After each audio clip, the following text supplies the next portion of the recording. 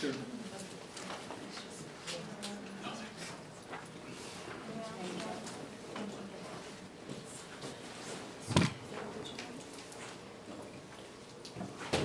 Okay, you all set? Lights, camera, action. Yep. Thank you. And good evening. I'm Mike Gourdier, the assistant principal from Jared Eliot. This is Linda Tucker. And this is our school budget presentation for 2014-15. The first slide there just gives you a little idea of the different events, student and family activities that we have at Eliot. We have some slides there of our Veterans Day Assembly, our summer reading kickoff and book chat, our pasta night, which is a big family event, and the International Walk to School Day. Also on this slide is a picture of something we take great pride in at Eliot. It's our Spotlight Award banner. As you know, Eliot, in 2013, it's our second year of a 3-year recognition that Jared Eliot Middle School has received by the New England League of Middle Schools. The Spotlight School Award recognizes schools that exemplify middle school best practices and strong academic programs, and we're all very proud of that accomplishment. In your folders, the very first thing you see is going to be a copy of this PowerPoint presentation. Later on, I'll explain the rest of the material for you, but if you'd like, you can just follow along and maybe it'll help you a little. The second slide that you see here, of course, is our mission, vision, focus, and you may be familiar with our ongoing district mission statement. We at Eliot develop our school goals and then link them to these district driving forces. So what you see is a through line from the district driving forces to the goals at Eliot to what we do. So that everything is very clearly connected together. And you can see that obviously we're involved with literacy, we're involved in high-performing collaborative teams, safe and modern school environment, flexible facilities.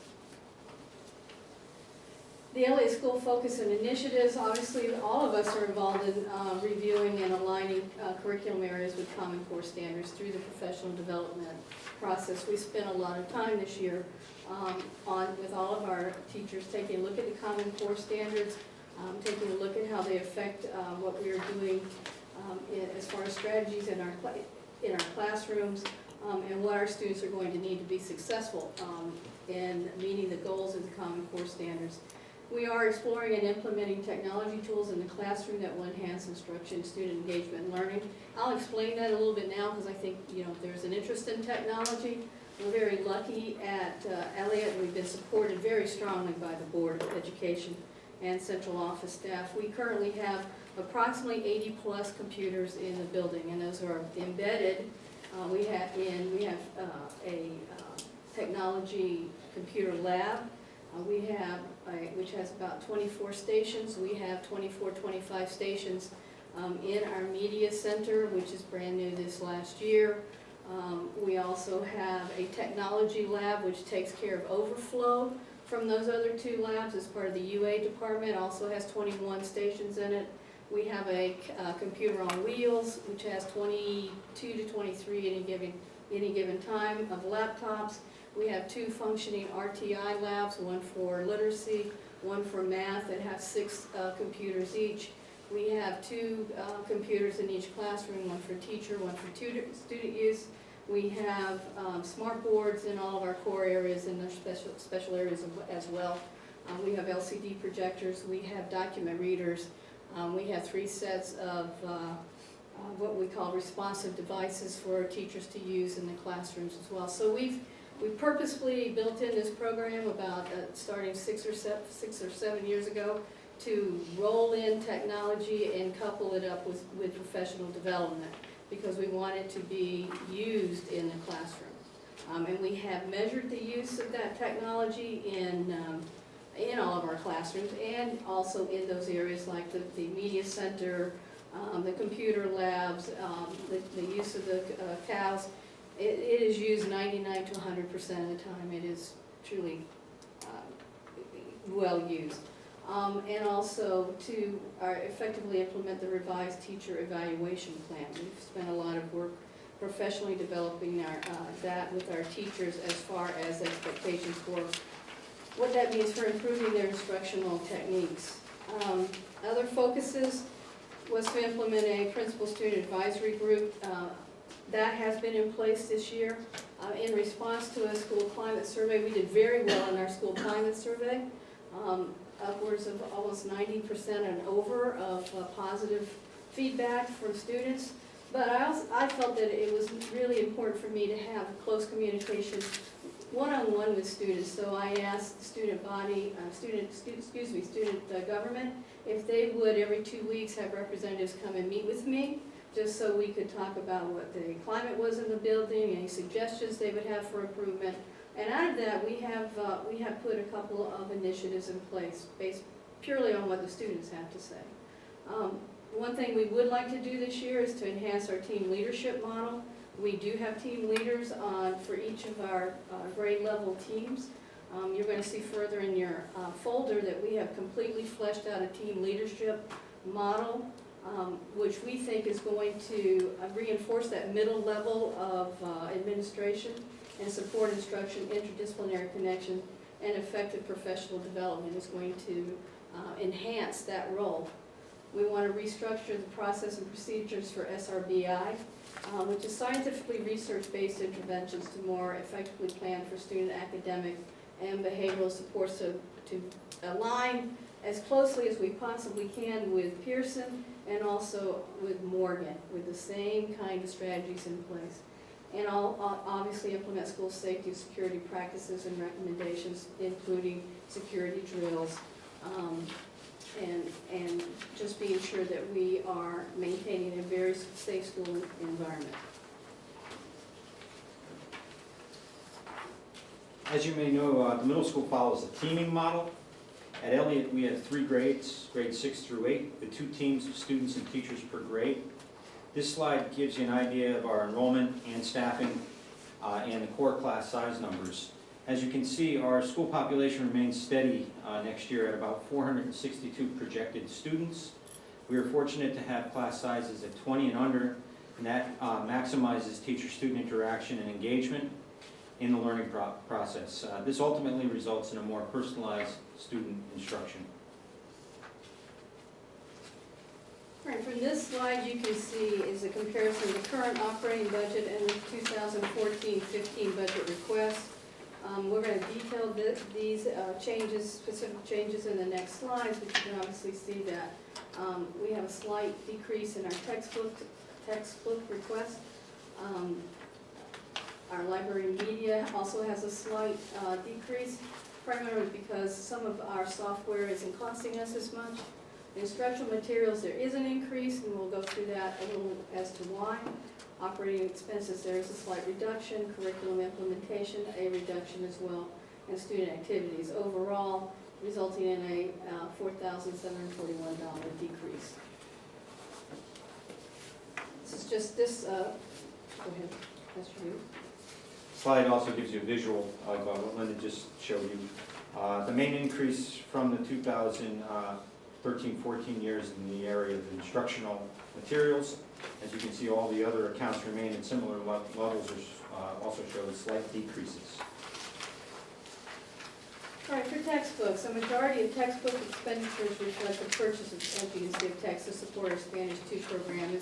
It's a wonderful program that we have in the district, which has been providing Spanish for our students now from K all the way up, obviously all through all the grades up to the high school. But what we're finding is students are coming into the middle school very versed in Spanish. They've made great progress, and so based on that, we piloted a Spanish 2 program, and this year now we're going to be able to completely flesh it out so that students will achieve Spanish 2 by the time they finish at Eliot, which will open up for them at the high school level a greater opportunity for either expanding in the Spanish area to a greater degree than before, or enjoying perhaps another language, and also open up their elective choices. And you can see in library media, basically this is just being expeditious with what we purchase, a little shift. We're purchasing more e-books and reference materials, and also we're seeing a little reduction in our software tools, 2.0 tools, which continue to support the co-teaching, co-research model using the library media center instructional computer lab. So what happens is that our library media specialists will go out to all of the different COOPs, will identify units of instruction or research projects which can be better facilitated in the media center, that she will work them with the teacher. They will come in, they will co-teach the research project, and then they will teach the students how to do the research using the computers that we have. So students will do the research using the computers, present using the computers, and again, it's across the grades that's happening. The slight increase in our instructional materials, basically what you're seeing here is that we are adding additional materials in areas where we want to try to make cross-disciplinary connections. For instance, in art, we're exploring new techniques, combining math concepts and like mosaic creation. You can see it.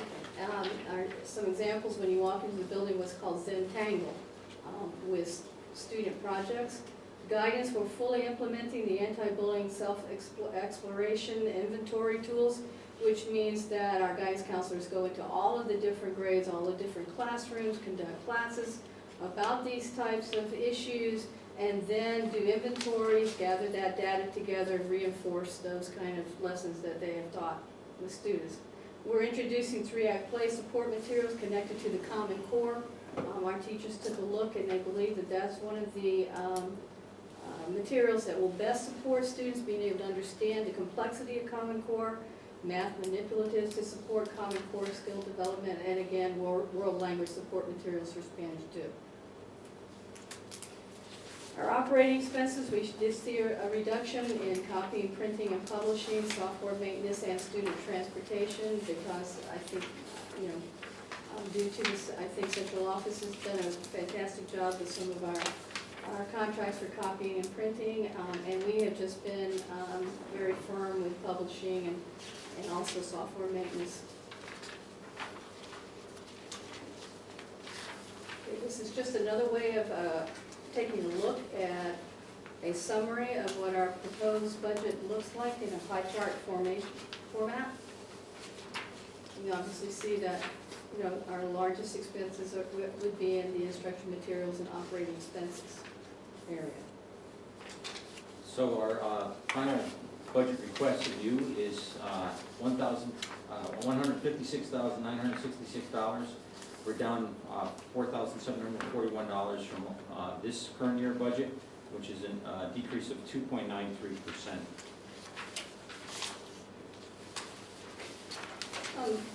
And we want to thank you for the staff of Jared Eliot Middle School, and just point out that some of the additional materials that you see in your folder.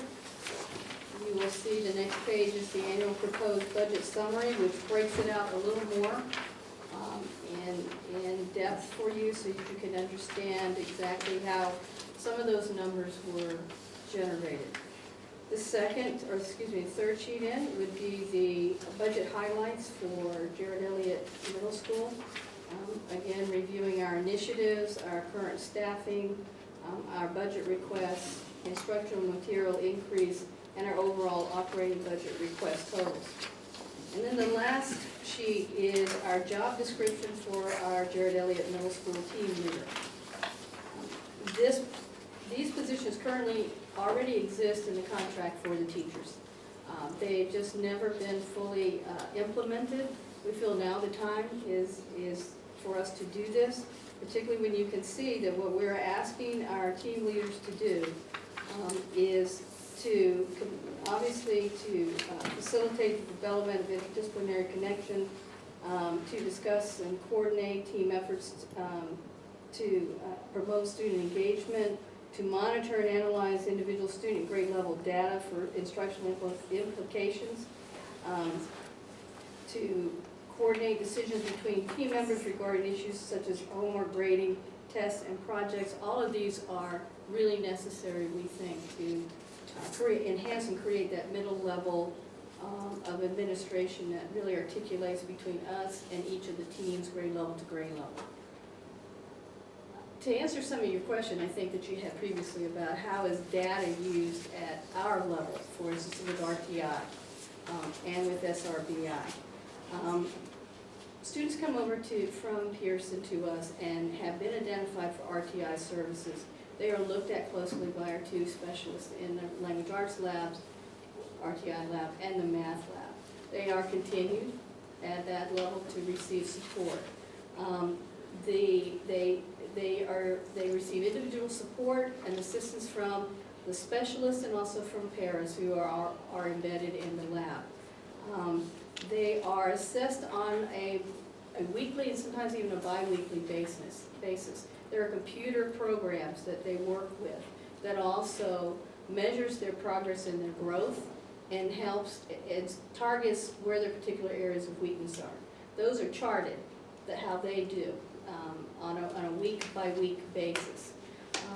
The specialist then will report out every 2 to 3 weeks to ESAT, to the student assistance team, on each of those individual students, and let us know exactly how they are progressing.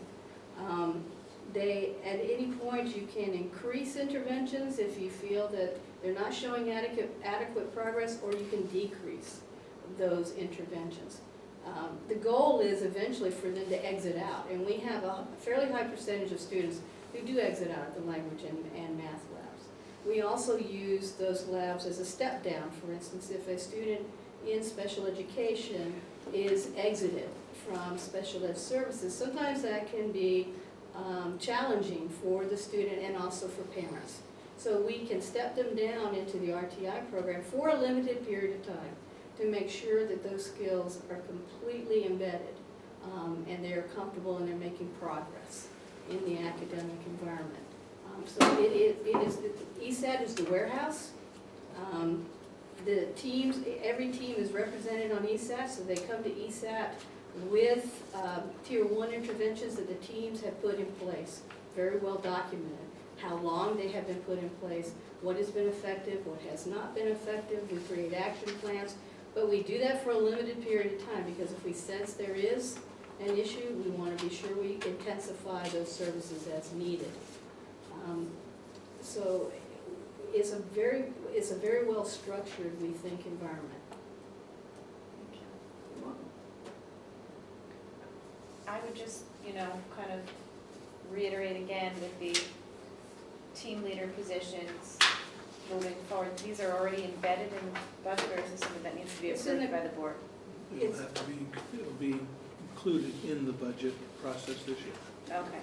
So So then we can It'll just, be an addition. Yes, again, to Linda's point, is that they exist as a defined position in the contractual agreement.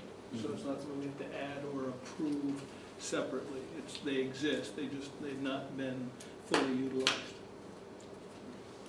and funded, right? stipend? Stipend. Yes, stipended Okay. positions. Okay. They are stipended positions, and Right. we wanted to be sure that the board knew that we had clearly delineated, well thought through requirements that they need to meet. Right. And I would just, in addition to that, it would be, what will you bring back to us to show that it's working? Mhm. Well, what we will do is if they have a team leader position, they will have to be evaluated based on their effectiveness as team leader. The data that they keep, the minutes that they keep, how they articulate, be not only with their individual team, but between grade level teams, how they measure student growth and success. Everything that you see here is a point in which that Mike and I will assess them and evaluate their effectiveness as team leaders. I like the interdisciplinary piece.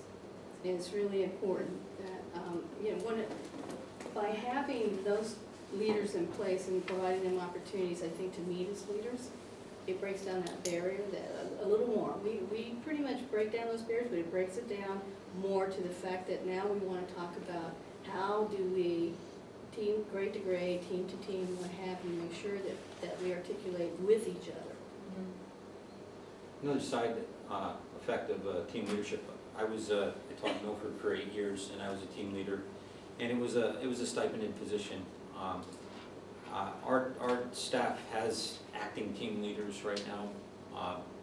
but there, you know, we've kind of given them ideas, but we have, nearly every team has teachers that have administrative degrees, their own 9.2s. It's a perfect opportunity also to kind of groom people from within and give them an opportunity for leadership in the building. And that's another excellent side there.